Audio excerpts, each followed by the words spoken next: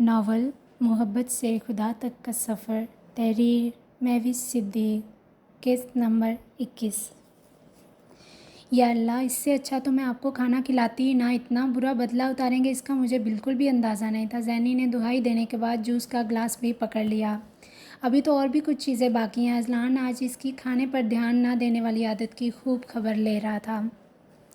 زینی tissue paper پکڑنے کے بہانے تھوڑا آگے ہوئی اور پھر پلک جھپکتے ہی وہاں سے بھاگی۔ ایسا بے ذائقہ کھانا خود ہی کھائیں، مجھے نہیں کھانا۔ اذلان کے کسی بھی رد عمل کو ظاہر کرنے سے پہلے زینی لاؤنج کے دروازے کے پاس جا کر مڑی اور پھر تیز لہجے میں گویا ہوتی فوراً وہاں سے چلی گئی۔ یہ سب لمحے بھر میں ہی ہوا تھا۔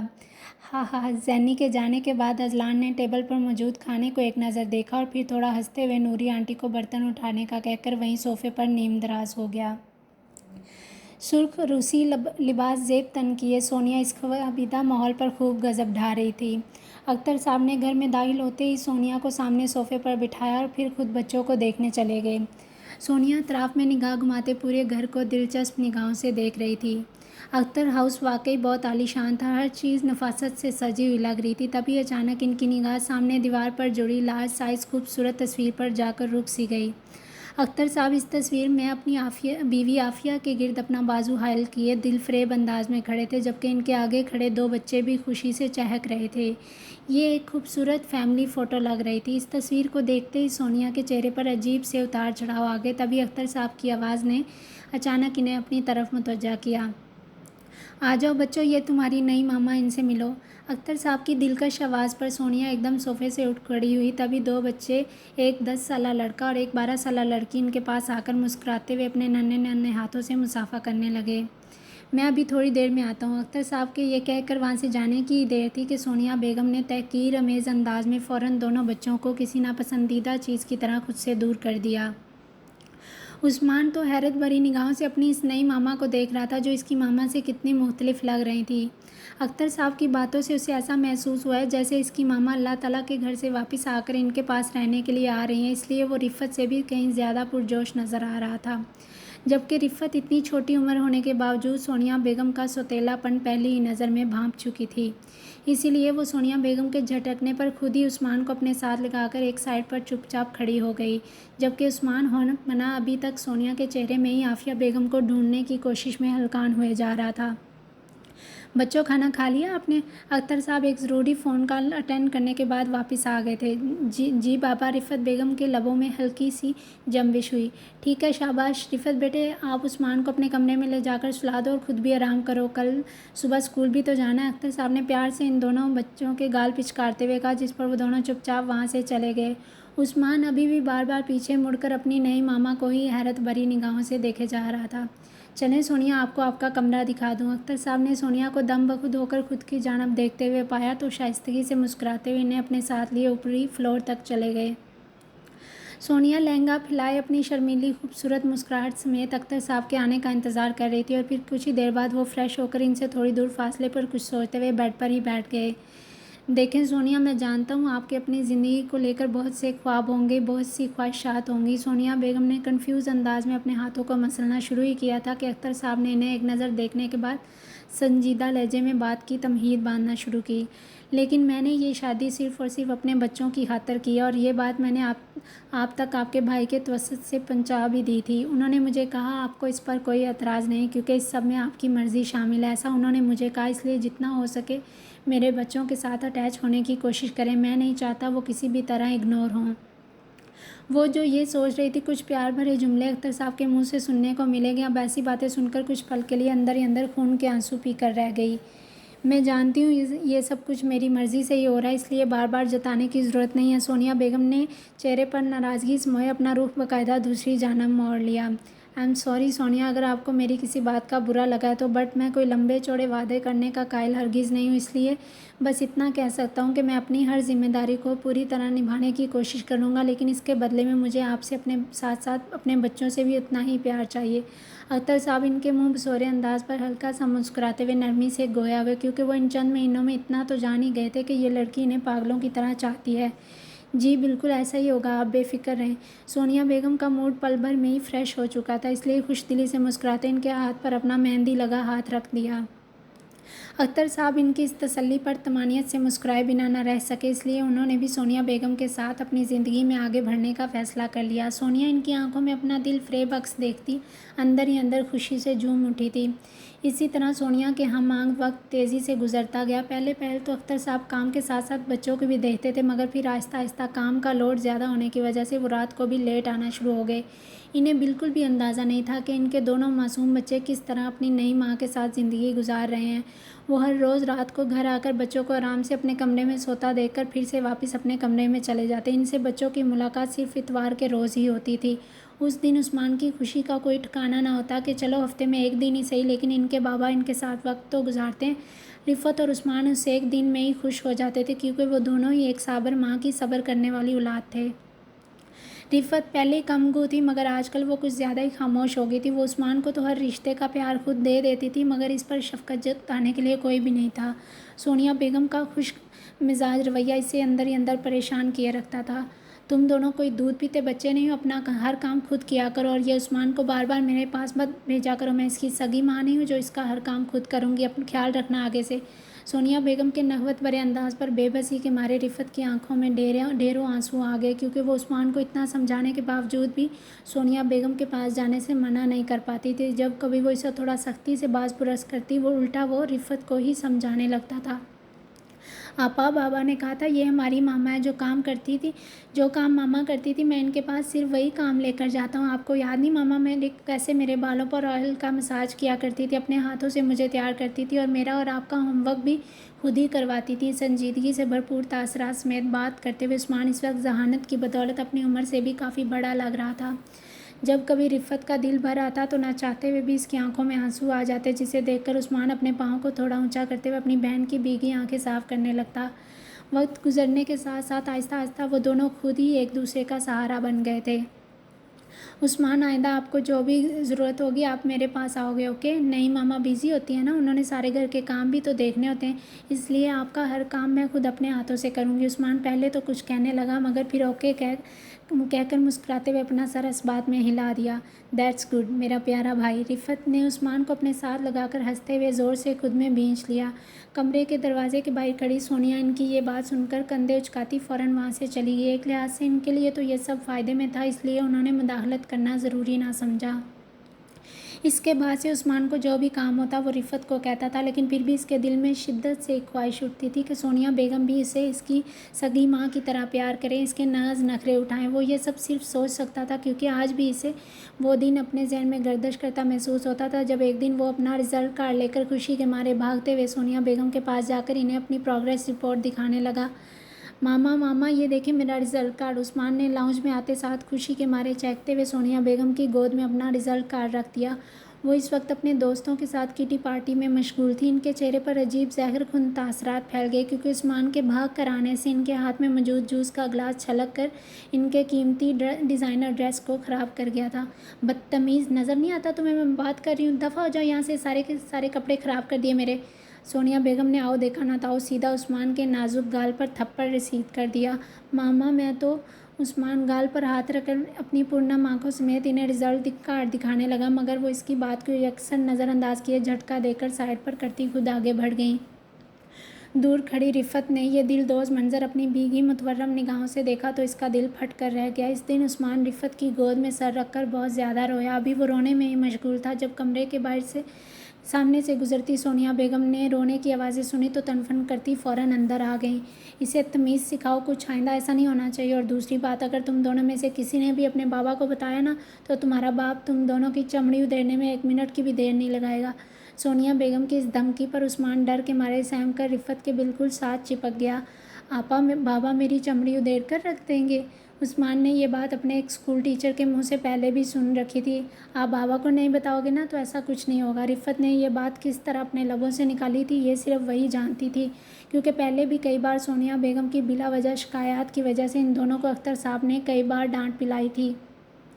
اختر صاحب کو سونیا بالکل ایک اچھی ماں کا کردار نبھاتے ہوئے نظر آ رہی تھی، کیونکہ وہ جب کبھی گھر پر ہوتے وہ انہیں خوب دکھا کر ان سے پیار جتاتی تھی، اس لیے اختر صاحب ان کی ہر شکایت کو برحق سمجھتے تھے۔ انہوں نے اپنے کام کی بڑھتی مصروفیات کی وجہ سے کبھی جاننے کی کوشش ہی نہ کی کہ آخر ان کا سچ ہے کیا۔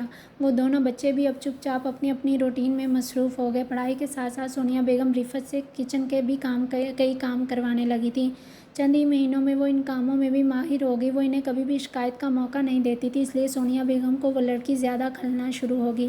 بات بے بات اس کو ڈانٹ دینا اور سزا کے طور پر گھر کے سارے کام کروانا سونیا بیگم کی انا کو تسکین دینے کا سامان بن چکا تھا۔ رفعت اور عثمان کا ایک خالہ زاد کزن حسن تھا جو ہفتے میں ایک بار آ کر ان دونوں کے لیے خوشی کا سامان لاتا تھا۔ ہمیشہ گمسم رہنے والی رفعت بھی اس کی باتوں پر ہلکا سا مسکرا دیتی تھی، ورنہ تو اسے اپنی زندگی میں مسکراہٹ نام کی کوئی چیز ہی میسر نہیں تھی۔ کچھ سالوں میں ان کے ہاں یکے بعد دیگرے زاویار اور شمسہ کی پیدائش ہوئی۔ اختر صاحب بھی اپنا کام تقریباً سیٹل کر چکے تھے، اس لیے اب وہ بھی زیادہ تر تو نہیں مگر شام کو ضرور گھر آ جاتے۔ ہر اتوار وہ سارے بچوں کو اپنے ساتھ گھمانے لے جاتے تھے۔ ان کے لیے زندگی ایک حسین ترین خواب کی تعبیر ثابت ہو چکی تھی۔ پہلے تو وہ سونیا بیگم کے ساتھ تھوڑا اجنبی بن کر رہ رہے تھے، مگر پھر ان کی بے لوث محبت نے اختر صاحب کو بہت جلد اپنے پیار میں جکڑ لیا۔ دونوں بچوں کی پیدائش ان کے باہمی رشتے کو مزید مستحکم کر دیا تھا۔ نیوی بلو پراڈو کار اپنی سپیڈ کی بدولت تیزی سے اپنی منزل کی جانب گامزن تھی۔ ولید شاپنگ مال سے عظمت بیگم کو گھر ڈراپ کرنے کے بعد اب پریشے اور شیزا بھابھی کو ڈراپ کرنے ان کے گھر تک جا رہا تھا۔ عظمت بیگم پریشے کے لیے کچھ ڈریسز اور دوسری چیزیں خریدنا چاہتی تھی، اس لیے وہ آج پریشے کو اپنے ساتھ لیے شاپنگ مال آ گئیں۔ شیزا بھابھی کو ویسے ہی شاپنگ کا بہت زیادہ شوق تھا، اس لیے وہ بنا کہے خود ہی ان کے ساتھ ہو لیں۔ ان تینوں نے ڈھیر ساری شاپنگ کی، مگر ہر چیز کی سلیکشن پر پریشے کا صرف ایک ہی جواب ہوتا تھا، جو آپ کو پسند ہے وہی لے لیں۔ اسی تکرار کی وجہ سے عظمت بیگم اور شیزا بھابھی نے ساری چیزیں اپنی پسند کی لی تھیں۔ ولید ایک سائڈ پر کھڑا چپ چاپ پریشے کی یہ ساری کارروائی دیکھ رہا تھا۔ پریشے کی گھبراہٹ محسوس کرتے ہوئے ولید نے اسے ایک بار بھی براہ راست مخاطب نہ کیا۔ لائیں ادھر، یہ بیگز مجھے دے دیں۔ شاپنگ مکمل ہونے پر ولید نے عظمت بیگم اور شیزا بھابھی سے بیگز لینے کے بعد پریشے کی جانب اپنا دوسرا ہاتھ بڑھایا۔ اٹس اوکے، میں اٹھا لیتی ہوں، آپ کے پاس پہلے ہی اتنے ایکسٹرا بیگز ہیں۔ پریشے نے چادر میں اچھی طرح لپیٹے سر کو تھوڑا نفی میں ہلا کر اپنی گرفت بیگز پر مزید مضبوط کر لی۔ پریشے، ولید نے بھینچے ہوئے جبڑوں کے ساتھ پریشے کو مخاطب کرتے ہوئے اپنی طرف متوجہ کیا۔ تب جا کر پریشے کو اندازہ ہوا کہ ولید اسے سخت گھوری سے نواز رہا ہے۔ اس کے کہنے کی ہی دیر تھی کہ پریشے نے ڈرتے ہوئے اپنے ہاتھ میں موجود ذاتی پرس سمیت ساری چیزیں ولید کے ہاتھ میں تھما دیں۔ ولید نے پریشے کے پرس کو دیکھ کر آہستگی سے مسکراتے ہوئے نفی میں سر جھٹک کر اپنے قدم آگے بڑھا دیے۔ ولید کے کاؤنٹر پر بل پے کرنے کے دوران عظمت بیگم کی کسی دوست کا فون آ گیا، جس میں انہوں نے گھر آنے کی اطلاع دی، اسی لیے انہوں نے معذرت کے ساتھ ولید سے پہلے انہیں گھر ڈراپ کرنے کا کہا اور پھر ولید ان دونوں کو واپس گھر تک چھوڑنے کا حکم دے دیا۔ ولید بھائی، آئی ہوپ آپ کی لائف تو بہت اچھی گزر جائے گی پریشے کے ساتھ۔ فرنٹ سیٹ پر براجمان شیزا بھابھی نے اچانک مسکراتے لہجے میں ولید کو مخاطب کیا۔ وہ کیسے بھابھی؟ ولید نے شیزا بھابھی کے تاثرات کو بغور دیکھتے ہوئے اپنی نگاہیں پھر سے سامنے نظر آتی روڈ پر جما دیں۔ وہ اس لیے کیونکہ پریشے کی نہ تو آج کل کی لڑکیوں کی طرح بہت زیادہ ڈیمانڈز ہیں اور نہ ہی وہ زیادہ کمپلین کرتی ہے، تو ظاہر سی بات ہے لڑکوں کو تو ایسی ہی گائے جیسی سوچ رکھنے والی لڑکی چاہیے ہوتی ہے، جو ان کی ہر بات بنا سوچے سمجھے بس چپ چاپ مانتی ہی چلی جائے۔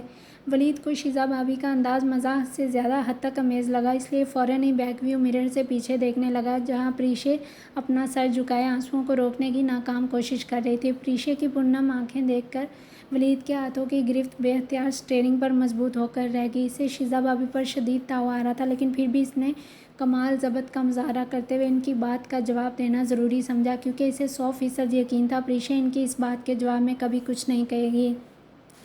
معاف کیجیے گا بھابھی، لیکن اس بات پر میں آپ سے بالکل بھی متفق نہیں ہوں۔ یہ ضروری نہیں جو لڑکی آپ کی عزت اور مان کی خاطر آپ کی ہر بات مانے وہ گائے والی سوچ رکھتی ہے، بلکہ یہ تو اس کے بڑکپن کی علامت ہوتی ہے۔ وہ قدرت رکھنے کے باوجود بھی آپ کو وہی مان اور عزت دیتی ہے، کیونکہ یہ سب اس کی نیک دل فطرت کا حصہ ہوتا ہے۔ اور ویسے بھی بھابھی، پریشے جیسی نیک سیرت لڑکیاں تو بہت خوش قسمت لوگوں کو ملتی ہیں، ورنہ تو آج کل کی لڑکیاں اپنے شوہروں کو عزت دینا تو بہت دور کی بات ہے، ان کو ان کی مرضی تک پوچھنا گوارا نہیں کرتی۔ ولید نے پریشے نام پر زور ڈالنے کے بعد ایک ایک لفظ چبا کر ادا کیا، جس پر شیزا بھابھی کا رنگ ایک پل کے لیے پھک پڑ گیا، کیونکہ اس وقت انہیں ایسا محسوس ہو رہا تھا جیسے ولید نے اس کا پھینکا ہوا تیر زہر میں ڈبو کر واپس انہی کے سینے میں پیوست کر دیا ہے۔ یہ تو بالکل صحیح کہہ رہے ہیں آپ۔ شیزا بھابھی نے بمشکل مسکراتے ہوئے تائیدی انداز اپنایا، ورنہ تو ولید کے طنزیہ لہجے نے انہیں کچھ دیر کے لیے بولنے کے قابل ہی نہیں چھوڑا تھا۔ جی، ولید نے طنزیہ انداز میں مسکراتے ہوئے اس بات میں سر ہلا کر بیک ویو مرر سے پریشے کو ایک نظر دیکھا جو ابھی بھی اپنے ہاتھ کی پشت سے رگڑ کر اپنی بھیگی آنکھیں صاف کر رہی تھی۔ فار گاڈ سیک پریشے، رونا بند کرنے ورنہ میں ابھی کے ابھی آپ کی بھابھی کو گاڑی سے اٹھا کر باہر پھینک دوں گا۔ پریشے اپنی ہی دھن میں مگن بے آواز رونے میں مشغول تھی، تبھی اچانک میسج کی رنگ ٹون بج اٹھنے پر ہاتھ میں پکڑے موبائل کو بغور دیکھنے لگی جس پر ولید کے میسج کا نوٹیفیکیشن واضح جگمگا رہا تھا۔ پریشے نے ولید کو ایک نظر دیکھنے کے بعد میسج اوپن کیا تو اس کی آنکھیں حیرت کے مارے پھٹی کی پھٹی رہ گئیں۔ نہیں نہیں ولید پلیز، پریشے نے اپنے بہتے آنسو صاف کرتے ہوئے جلدی سے میسج ٹائپ کر کے سینڈ کر دیا۔ مبادہ ولید غصے میں آتے ہوئے شیزا بھابھی کو سچ میں ہی کار سے باہر نہ پھینک دے۔ ولید نے ڈرائیو کرتے ہوئے پریشے کا یہ میسج دیکھا تو اس کے ہونٹوں پر فوراً مبہم سی مسکراہٹ رنگ گئی۔ تو پھر جلدی سے مسکرائیں، نہیں تو پھر مجھے آپ کی بھابھی کو۔ ولید نے محض پریشے کو تنگ کرنے کے لیے ادھورا میسج ٹائپ کر کے سینڈ کیا۔ پریشے اپنی معصومیت کی بدولت ولید کی ہدایت پر عمل پیرا ہوتے فوراً آہستگی سے مسکرانے لگی۔ تھینکس ولید۔ پریشے کو نارمل ہونے میں کچھ ہی پل لگے اور پھر اس نے شکریہ کا میسج ایک اسمائلی ایموجی کے ساتھ ٹائپ کر کے ولید کو سینڈ کر دیا، جس کے جواب میں ولید نے کوئی ایسا ایموجی سینڈ کر دیا جسے دیکھتے ہی پریشے ازحد گھبراہٹ کا شکار ہوتی فوراً سٹپٹا کر رہ گئی۔ پریشے نے ہڑبڑاتے ہوئے موبائل واپس سیٹ پر رکھ دیا اور پھر بے مطلب ونڈ اسکرین کے پار دیکھنے لگی۔ اس کی دھڑکنیں ابھی تک اسی ایموجی کے بارے میں سوچتے ہوئے بے ترتیب ہوتی اتھل پتھل کا شکار ہو رہی تھیں، جبکہ ولید بیک مرر سے مسکراتے ہوئے پریشے کی گلابی مائل رنگت کو ایک گہری نگاہ سے دیکھنے کے بعد اپنی توجہ ڈرائیونگ پر مرکوز کر چکا تھا۔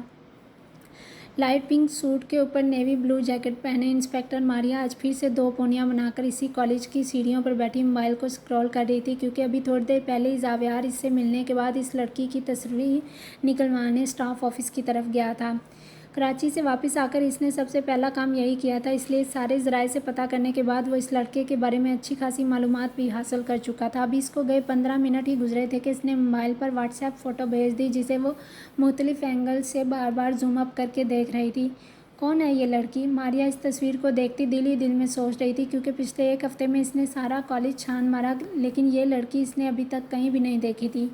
تبھی اس کے پاس سے گزرتے زرار کی نگاہ بے ساختہ موبائل فون کی اسکرین میں جگمگاتی حیا کی تصویر پر جا کر ایک پل کے لیے تھم سی گئی۔ سسٹر، تھوڑی دیر کے لیے آپ سے بات ہو سکتی ہے اگر آپ فری ہیں تو؟ ایکچولی مجھے آپ سے اسٹڈی کے حوالے سے کچھ پوچھنا تھا۔ زرار اپنی نیلی آنکھیں ماریا کے چہرے پر گاڑے اس کے تاثرات جانچنے کی صحیح کر رہا تھا۔ جی جی کیوں نہیں، آئیے یہ سامنے والی کلاس میں چل کر بات کرتے ہیں۔ انسپکٹر ماریا اس کی کھوجتی نگاہوں سے ایک پل کے لیے گڑبڑائی ضرور تھی، مگر پھر خود پر قابو پاتے اپنی پونیاں ہلاتی فوراً سیڑھیوں سے اٹھ بیٹھی۔ اوکے، زرار نے گہرا سانس لیتے اسے آگے چلنے کا اشارہ کیا اور پھر خود اس کے 2 قدم پیچھے پیچھے چل دیا۔ ماریا کے فون میں حیا کی تصویر دیکھتے ہی آج اسے 2 دن پہلے اپنی روشان سے کی گئی بات سچ معلوم ہو رہی تھی، اس لیے وہ سختی سے مٹھیاں آپس میں بھینچے اس دن کو یاد کرنے لگا۔ یار پتہ نہیں کیوں لیکن یہ لڑکی مجھے کچھ مشتبہ سی لگ رہی ہے۔ زرار نے اپنے مخصوص بینچ پر بیٹھے بیٹھے اچانک ایک لڑکی کی طرف اشارہ کیا۔ وہ لڑکی جس کے بالوں کی 2 پونیاں بنی ہیں؟ روشان نے بالوں سے اس لڑکی کو پہچانا تھا۔ ہاں وہی۔ جانے کیوں اس کی چھٹی اس بار بار اسے واضح اشارہ کر رہی تھی کہ یہ لڑکی پڑھنے نہیں بلکہ کسی خاص مقصد کے تحت اس کالج میں آئی ہے۔ مجھے تو بیچاری سیدھی سادی سی لگ رہی ہے، تمہیں اس میں کیا مشتبہ لگ رہا ہے؟ روشان نے اس کی بات کی نفی کرتے ہوئے اپنے پاؤں بے ترتیب انداز میں بینچ پر پھیلا دیے۔ پتہ نہیں کیوں میں کافی دن سے نوٹ کر رہا ہوں یہ لڑکی بلا وجہ ہر کلاس کے چکر کاٹ رہی ہے، اس کے ہر ایک انداز سے ایسے لگ رہا ہے جیسے کسی کی جاسوسی کر رہی ہے۔ زرار نے سرسری انداز اپناتے اپنے دل کی بات روشان سے شیئر کی۔ ہاں خیریت تو ہے نا، لگتا ہے کافی دیر سے اس کو نوٹس کر رہے ہو۔ روشان نے بات کو مذاق کا رخ دیتے اس کی ٹانگ کھینچنا شروع کر دی۔ Shut up Roshan, I am serious. Zarar نے اس کو چپت لگاتے ہوئے فوراً سختی سے ٹوک دیا۔ ہاں میں بھی تو یہی کہہ رہا ہوں، اگر تم سیریس ہو تو میں جا کر بات کروں ان سے۔ روشان اس کی بات کا اثر نہ لیتے ہوئے پھر سے پوری بتیسی نکالتے ہوئے گویا ہوئے، جس کے جواب میں اسے زرار سے پے در پے بھاری رجسٹر کی مار کھانا پڑی تھی۔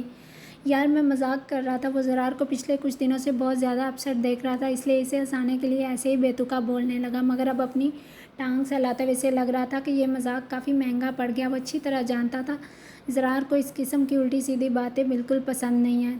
ہاں جی بتائیں، کیا پوچھنا چاہتے ہیں آپ؟ ماریا نے ذرا سا مسکراتے اپنی گھبراہٹ کا باقی ماندہ اثر بھی زائل کرنا چاہا۔ سسٹر آپ کون سی کلاس میں اور آپ کے سبجیکٹ کون کون سے ہیں؟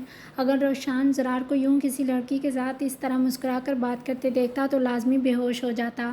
میں فائن آرٹس کی اسٹوڈنٹ ہوں، آپ کو کس بارے میں پوچھنا ہے، آپ بلا جھجک مجھ سے بات کر سکتے ہیں۔ ماریا نے اس کو ریلیکس انداز میں جواب دیا کیونکہ اس نے من ہی من میں سوچ لیا تھا اگر یہ لڑکا اس کی ہیلپ لے رہا ہے تو وہ بھی اس سے کسی نہ کسی طریقے سے اس لڑکی کے بارے میں انفارمیشن نکلوا لے گی، لیکن یہ اس کی بھول تھی۔ اس کے مقابل کوئی اور نہیں زرار تھا جو اپنے آپ میں مقابل کی سوچوں تک کو پرکھنے کی صلاحیت رکھتا تھا۔ جی وہ مجھے آپ سے پوچھنا تھا کہ زرار کی باقی بات ابھی منہ میں تھی کہ اسے دروازے کے بیچوں بیچ کھڑی حیا دکھائی دی جو غیر یقین انداز میں اپنی آنکھوں کا حجم پھیلائے اس کو ساکت نگاہوں سے دیکھے جا رہی تھی۔ حیا کو زرار اور اس لڑکی کے بالوں کے علاوہ اور کچھ نظر نہیں آ رہا تھا۔ سوری، میں نے آپ دونوں کو ڈسٹرب کر دیا، ایکچولی وہ میں غلطی سے۔ زرار کو خاموش پا کر حیا نے اسے سرد نگاہوں سے گور کر دیکھا اور پھر معذرت کرتی فوراً وہاں سے پلٹ گئی۔ جب تک ماریا نے آواز کے تعاقب میں دیکھا حیا وہاں سے جا چکی تھی۔